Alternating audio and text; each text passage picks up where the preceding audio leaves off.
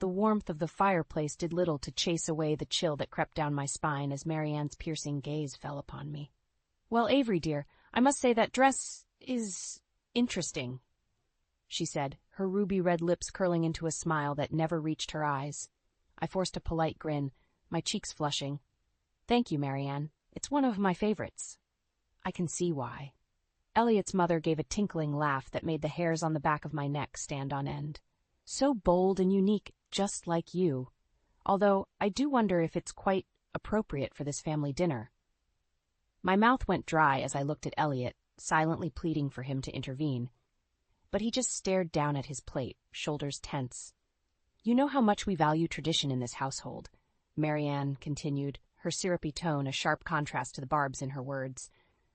"We wouldn't want to make anyone uncomfortable." The room seemed to shrink around me as the rest of the family remained silent observers. My vision blurred with unshed tears that I blinked back furiously. This was supposed to be a warm welcome into the Halden family after my marriage to Elliot.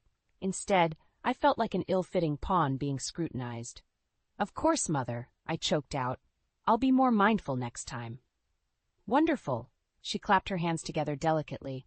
"Now, why don't you tell us a bit more about yourself, dear? We're just dying to get to know you better." I opened my mouth, but the words stuck in my throat as her cold eyes bored into me. In that moment, I realized this was about more than just my dress choice. This was Marianne establishing her dominance, a chilling power play that left me disoriented. Some distant part of me registered the uncomfortable silence stretching on until Elliot cleared his throat. "Actually, Mother, I think that's enough for tonight. Avery's had a long day." The rabbit hole didn't seem to end as the weeks ticked by in our new home. If anything, Marianne's needling demands only escalated, from explicit instructions on how to properly set the dinner table to casual comments belittling my career ambitions. And Elliot, my once loving husband, simply watched in silence as his mother's barbs chipped away at my sense of self piece by piece. It became a dizzying cycle of appeasing Marianne's every whim, lest I face the consequences of her wrath through icy rebukes or underhanded reminders of how I was an outsider here. But it was the disappointed looks from Elliot that cut deepest, each one another jagged crack spreading across the dream I had for our marriage. In those early days of our new life together, I was drowning, gasping for air in a twisted game I didn't know the rules to, and Marianne seemed determined to keep me unbalanced through her sinister passive aggression, all while wearing a sickly sweet smile, of course, because that was the Halden family way. At first, the changes in Elliot were so subtle, I easily chalked them up to the stress of starting our new life together. A forgotten birthday here, a canceled date night there, small things that I excused as just part of getting into a new groove as newlyweds. But soon, those slight oversights spiraled into something darker, something that made my heart clench every time I saw the disappointment and disdain hardening in his eyes. "This pot roast is dry as a bone," he grumbled one night, jabbing his fork moodily into the meat. "Honestly, Avery, how many times do I have to show you?" I opened my mouth, then snapped it shut as Marianne swept into the dining room. Now, Elliot, that's no way to speak to your wife." Her nostrils flared as she pinned me with an icy stare, although Avery should know better by now. The lump in my throat threatened to choke me as I looked at Elliot pleadingly, desperate for him to defend me like he used to. But he just shrugged, already shoveling another forkful of the dry pot roast into his mouth. That night was only the beginning. Pretty soon, Elliot's callous comments became as commonplace as Marianne's constant critiques of my abilities as a wife and daughter-in-law. He'd track Mud into the house and then snap at me for not anticipating his needs. I'd burn dinner, and he'd throw the plate across the kitchen in a rage. All the while, Marianne watched like a hawk, her curved lips stretching into a satisfied smile every time Elliot willingly played his role. The realization hit me like a ton of bricks one afternoon when I foolishly asked Elliot if he wanted to grab lunch together before his next meeting. "Don't be ridiculous," he scoffed, already shrugging on his suit jacket. "You know Mother prefers I'm back promptly after appointments to discuss business matters." My heart plummeted into my stomach as I watched him hurry out the door, not even a backward glance in my direction. That's when the harsh truth finally clicked into place. Marianne had enveloped us so fully in her twisted web that Elliot was utterly beholden to her every rule. My husband was a shell of his former self, his love for me dulled by years of psychological conditioning at his mother's hand, and I was slowly being suffocated by her ruthless control over our family, gasping for air in a life I no longer recognized. "Oh, Avery, you're pouting again." Marianne's sickly sweet voice rang out from behind me. I spun around, jaw clenched, as she sicked loudly and shook her head. "When will you learn?" In that moment, something inside me twisted and snapped. I could no longer swallow down the bitter truth. If I stayed on this path, Marianne would grind me into the dirt until I was a vacant, submissive shadow of my former self. Just like Elliot. No, that was not the life I wanted. Not for me. Not for anyone. And as I met her cold gaze steadily, a new flame of determination was lit from the dying embers inside me. If Marianne wanted a battle, she would get one, with everything I had, because this time I would be the one calling the shots. The annual Halden Family Charity Gala was supposed to be a lighthearted affair, a chance for the town's elite to mingle and pat themselves on the back over champagne and hors d'oeuvres. But this year would be different. This year, I had a plan. As I descended the staircase in my crisp azure gown, clutching Elliot's arm, I saw Marianne's eyes narrow ever so slightly. Her well-practiced smile wavered just for an instant before settling back into that familiar saccharine mask. "Why, Avery? You clean up nicely," she purred as we reached the bottom of the stairs. "Although I do wish you'd done something a bit more sophisticated with your hair." My grip on Elliot's arm tightened, but he remained stoically impassive, refusing to even look at me, just like I knew he would. The night blazed on in a whirlwind of fake laughter and insincere compliments that made my skin crawl. I smiled woodenly, one hand clutching my champagne flute like a lifeline, as Marianne's barbs continued unchecked. "It really is too bad you never finished your college degree, dear," she said loudly during AOVEC, her voice carrying across the crowded ballroom. We Haldens do so value a prestigious education.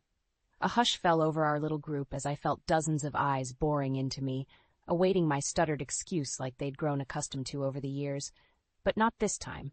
This time, the anger roaring in my ears drowned out any shred of remaining intimidation.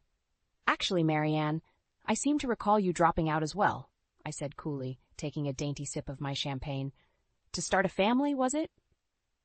Her perfectly lined lips parted in shock as hushed murmurs began rippling through our audience. Out of the corner of my eye, I caught a glimpse of Elliot's father, Douglas, suppressing a grin before Marianne's voice sliced through the tension again. "Well, I never. You'd do well to watch your tone, young lady," she hissed, color blooming high on her cheeks. "I've half a mind to." "To what, Marianne?" I cut her off, something inside me finally snapping free. "Continue your sad attempts to belittle and control me? Save your breath, because I'm simply done playing your twisted little games." I leveled my gaze at Elliot, who shrank back, a deer in the headlights. "Or has your mother not told you about her plans to remove me from your lives? To wipe me from the picture completely so she can find you a more suitable bride to further the Halden legacy?" An icy silence hung in the air, punctuated only by Marianne's ragged breathing as her mask shattered completely. I could taste the fear rolling off her in dizzying waves, smell the acrid stench of her desperation. The crowd seemed to sway around me as I looked from Elliot's pale, stricken face to Marianne, and then to Douglas, the first inkling of hope in his eyes for longer than I could remember. With a sickening lurch, the weight of my entrapment these past few years finally hit me like a physical blow. The lies, the belittling, the silent torment, all at the hands of this vile woman and her puppet of a son. Something inside me finally broke free as the last threads of fear dissolved away, replaced by a calmness I hadn't felt in years. A foreign power seemed to uncurl within me, urging me not to flee this time, but to stand my ground. To fight. The whispers were growing louder now, but I barely heard them over the roaring in my ears as I tossed back the last of my champagne and smiled at Marianne. "No, I'm afraid the games are just beginning." The deafening silence that followed my outburst at the gala was finally broken by the harsh clack of Marianne's heels as she stormed away, her face twisted into a mask of rage. Elliot trailed after her, throwing me one last haunted look before disappearing into the crowd. I stood rooted to the spot, my heart thundering in my ears as the world slowly bled back into focus. Hushed whispers and scandalized gasps swirled around me, but I barely registered them over the chorus of voices in my mind. What had I done? After years of keeping my head down, something had snapped inside of me in that heated moment. An overwhelming urge to shatter the heavy silence, to unravel this twisted tapestry Marianne had woven around our family. Trembling, I turned to Douglas, the first man I'd ever seen stand up to his domineering wife. He placed a wizened hand on my arm, his eyes shining with the first hint of resolve I'd witnessed in years. "You did the right thing, Avery," he murmured gruffly. "The truth had to come out, no matter how ugly." His earnest words should have been a balm, helping ease the searing guilt and shock pulsing through my veins. But they did little to chase away the nagging sense of dread coiling in the pit of my stomach, because I knew this was only the beginning. My grand public outburst may have rattled Marianne's cage, but the real fallout was yet to come. She would retaliate, of that I was certain, which meant I needed to be prepared to fight back with everything I had. That realization was what finally spurred me into action over the next few days, as the harsh condemnations and scandalized whispers engulfed our family. While Elliot holed up in his study in a drunken stupor, I began to gather what little evidence I could. Damning financial statements, detailing the misappropriation of Halden family funds, sworn affidavits from Marianne's hired staff recounting her unhinged verbal tirades, a trove of secret recordings spanning years, each one more incriminating than the last. I compiled my case meticulously, letting the smoldering embers of my anger drive me forward as I prepared for the battle to come. Because one thing had become painfully clear.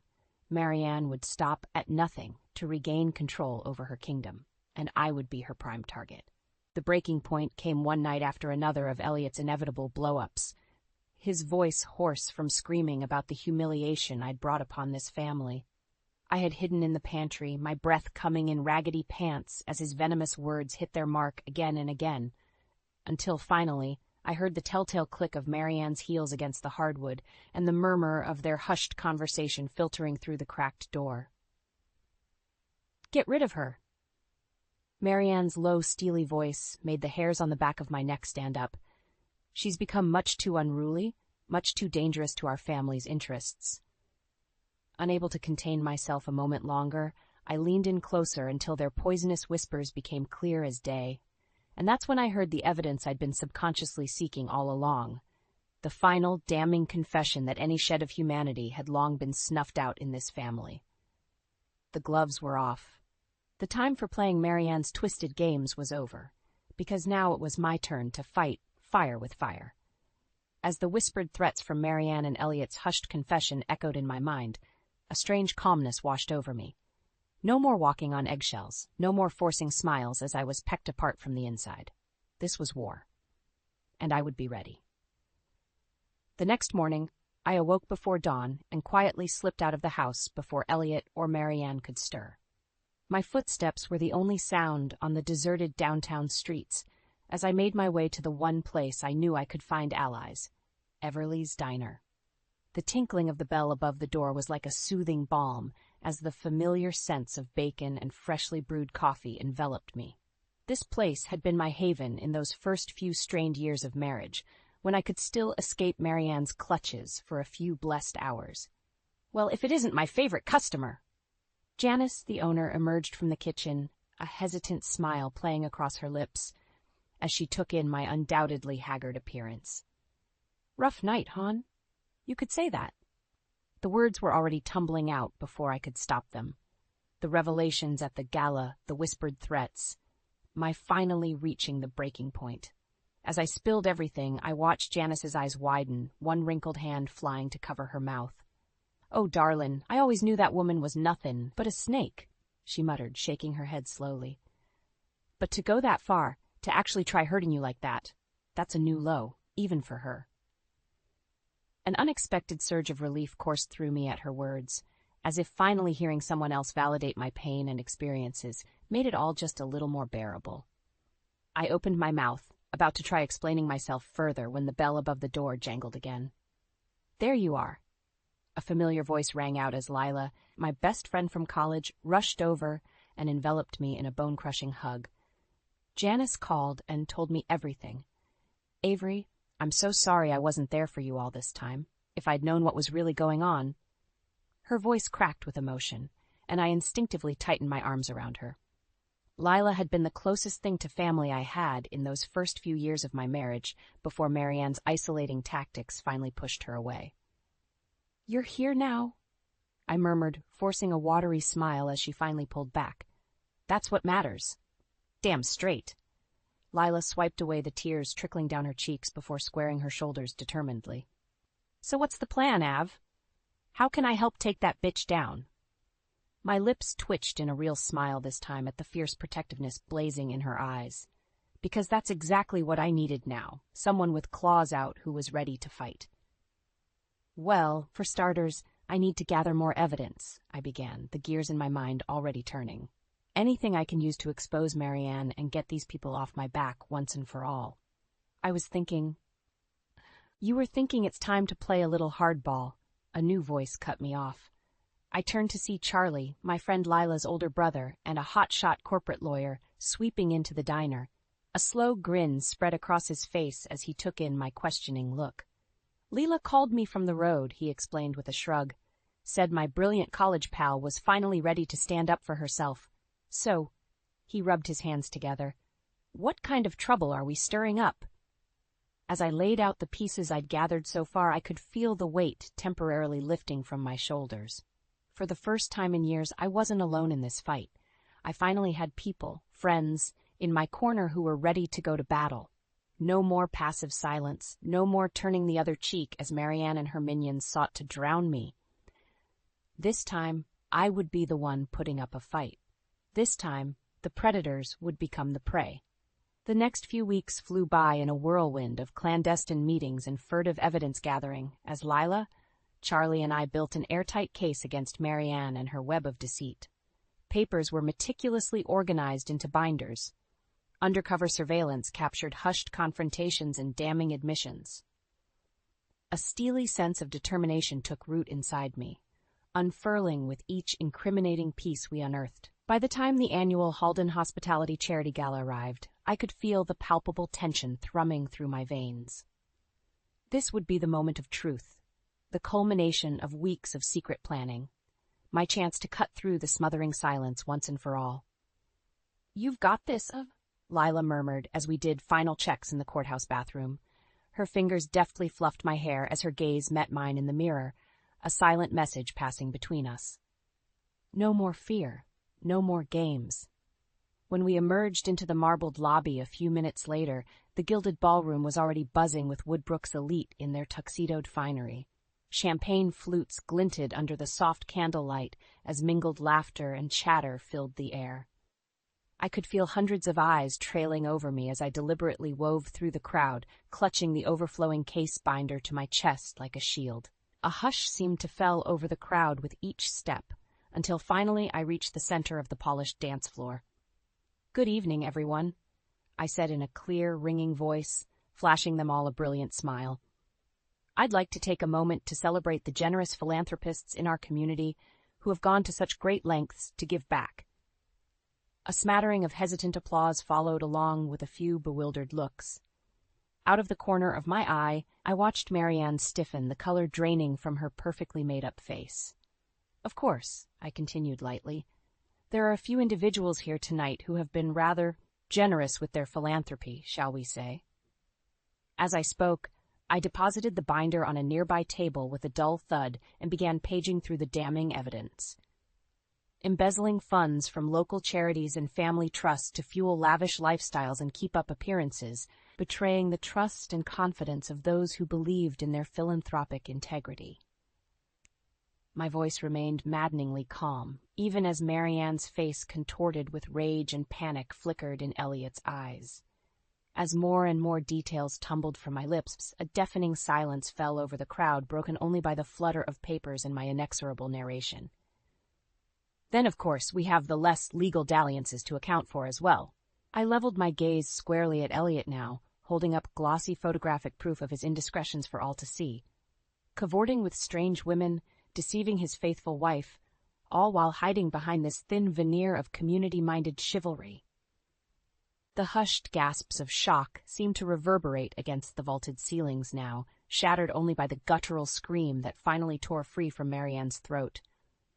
Wild-eyed and trembling, she looked every bit the caged animal as security began closing in from all sides. In that crystalline moment of reckoning, I could see the final shreds of her meticulously constructed facade disintegrating into ash right before me. There would be no more lies, no more manipulations under the guise of propriety. For the first time since she'd callously destroyed my naive dreams of familial belonging all those years ago, I felt a savage sense of victory coursing through my veins unfettered. The karmic wheel had finally turned, and Marianne was powerless to stop it. As two burly guards moved to apprehend her, Marianne's gaze found mine one final time, feral and burning with hatred. But this time her venom held no power, sliding harmlessly away as the last of the fear dissolved inside me, because in that moment I was the master of her supposed checkmate. The thunderous silence that followed Marianne's dramatic arrest seemed to stretch into eternity. I could taste the collective shock and disbelief like a palpable force as the once venerable Halden family imploded before their eyes. For a fleeting moment, Elliot and I locked gazes across the ballroom floor. His expression was utterly inscrutable, eyes hollow and glazed as twin trails of moisture streaked his ashen cheeks. Then, just as quickly as the spell had woven between us, it shattered, splintering into 1,000 unspoken recriminations and shards of dashed hopes. Elliot's jaw hardened and he turned on his heel, retreating into the claustrophobic crowd as if I were the villain here, as if I had been the jackal systematically stripping our family apart, piece by piece. The bitter taste of defeat nearly choked me until a warm hand came to rest on my shoulder. I turned to see Douglas, the shrunken shell of a man suddenly seeming decades older than his years. "You did what you had to do," he murmured, his words barely audible over the rising din of panicked murmuring. "She left you no choice." A knot I didn't realize I'd been carrying seemed to loosen ever so slightly at his reassurance. For so long, he had been just another one of Marianne's puppets, helpless against the manipulations of his monstrous wife. But now, in the wake of this cataclysmic shake-up, I could see the first faint flickers of hope rekindling in his rheumy eyes. The iron manacles were finally loosening. "For what it's worth, I'm sorrier than you'll ever know," Douglas continued hoarsely, gnarled fingers tightening around my arm in a vice grip. "Marianne, she was always the strong one, the immovable force, and I let myself become malleable, too cowed to ever stand up to her toxic ways until it was far too late." His throat bobbed as he swallowed hard, face etched with regret. "You didn't deserve any of what she put you through, Avery. But maybe now, maybe there's a chance to start fresh." I could only nod numbly, too overwhelmed to find any words of forgiveness or comfort. Because in that moment, surrounded by the wreckage of his shattered legacy, Douglas was beyond consoling. No, there would be no easy path forward now, not for any of us. The Halden family as we'd known it was irreparably broken, the bedrock foundation built on lies and deceit. As the gaping crowd parted like the Red Sea, Marianne reappeared between her two hulking security escorts. No longer the impeccably coiffed ice queen, her coppery hair askew and mascara streaking her crimson cheeks in muddy rivulets. But her slate eyes still gleamed with that familiar vindictive light as they bored into me. "You ungrateful, malicious little cur," she spat, the haunting words cutting through the silent ballroom. "After everything I sacrificed for this family, gave you people so you could keep living in your pathetic delusions of grandeur." One of the guards made a move to silence her, but Marianne merely wrenched free, her lips peeling back in a manic snarl. "Don't think this is over. You hear me, Avery? I'll make you regret the day you ever set foot in this town and tried to sully the Halden name." Her vicious threats hung in the air like a dark miasma as I watched the sad, broken remnants of her once imperious persona be dragged away. No, this was far from over, I realized with a chill. Marianne's stubborn claws would remain sunk in deep, poisoning any chance at peaceful resolution until her dying breath. As the ballroom seemed to gradually swirl back into motion around me, The first tangled threads of uncertainty began weaving their way through my momentary vindication. Because one thing had become resoundingly clear: there would be no clean slates here.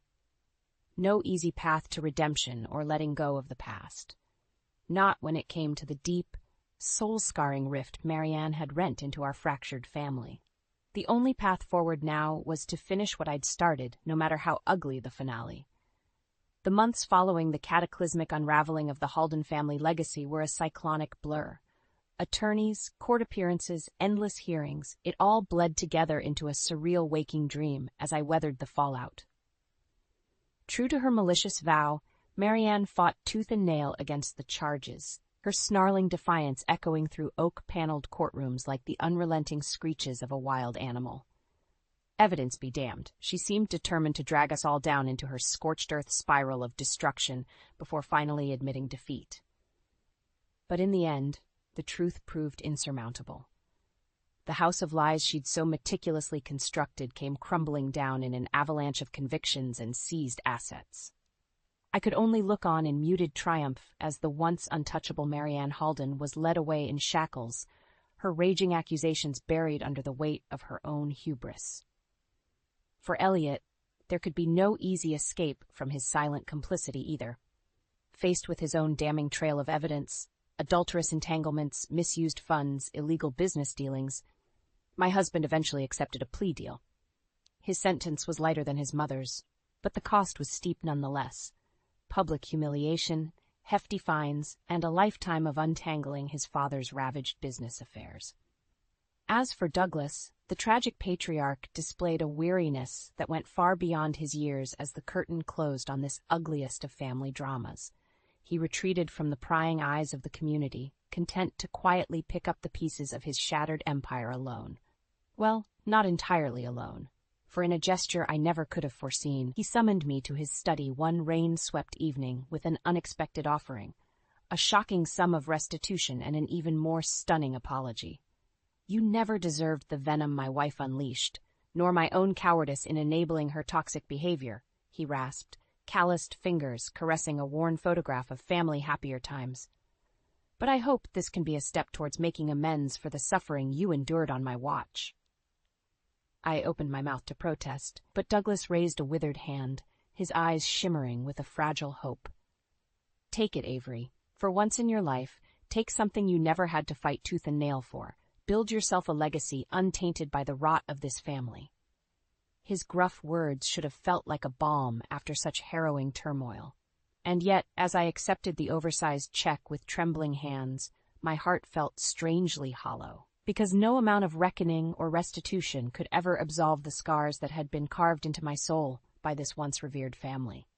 Those wounds would never fully heal, I realized with a pang of melancholy. Even now, stripped of their wealth and clout, the Haldens maintained an invisible hold over me, their ghosts lingering in the farthest reaches of my psyche, like insidious wraiths. But rather than allowing their toxic legacy to tighten around me once more, I would take Douglas's offering and finally forge my own path forward. So as the weeks and seasons gradually shifted once more, I did just that. Carefully channeling the still smoldering embers of anger simmering within, I began investing and planning, slowly, meticulously building my own empire from the ashes of the old. It started small, just a little community arts program for underprivileged youth that had been a lifelong dream. Then, as my nest egg blossomed into more ambitious ventures, the initiatives multiplied. Before long, I was able to establish a formidable foundation in my own name, dedicated to empowering women who had faced abuse and marginalization at the hands of toxic power structures. With every new achievement and hard-won victory, I could feel the icy grip of the past gradually loosening its hold over my battered soul, the all-consuming rage and thirst for vengeance slowly giving way to a renewed sense of purpose and strength from within. It would be naive to think the scars could ever fully fade, that the haunting specter of Marianne's abuse wouldn't still linger in the darkest recesses of my heart, appearing in my most vulnerable moments like a malevolent phantasm. But now, finally, I had reclaimed the power to exorcise those demons in whatever form they took. The cycle of toxicity had been broken once and for all, replaced by the first blushes of a new day. a day where I was no longer just surviving, but finally thriving as the master of my own rebirth.